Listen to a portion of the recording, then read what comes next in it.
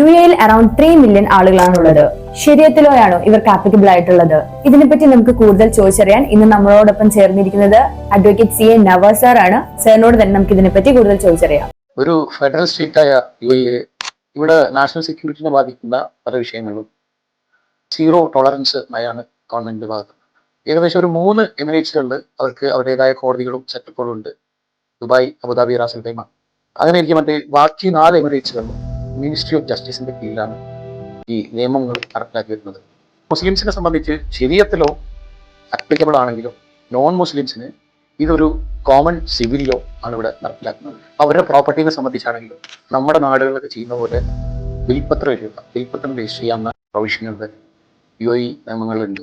കുടുംബപരമായ കാര്യങ്ങൾ, diverse, custody of children, അലിമണി, ഇങ്ങനെയുള്ള കാര്യങ്ങളിലൊക്കെയാണ് ഈ പേഴ്സണൽ ലോ ബാധകമാക്കുന്നത്. പിന്നെ UAE നിയമപ്രകാരം സിവിൽ നിയമങ്ങൾക്ക് കോടതിയില്ല, ക്രിമിനൽ നിയമങ്ങൾക്ക് കോടതിയില്ല.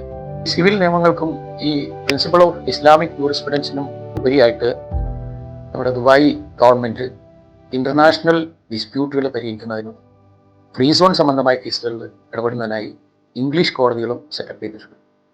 അതിൻ്റെ ഭാഗമായിട്ട് ദുബായ് ഇന്റർനാഷണൽ ഫൈനാൻഷ്യൽ സെന്ററിൽ കോടതികൾ സ്ഥാപിച്ചിട്ടുണ്ട്.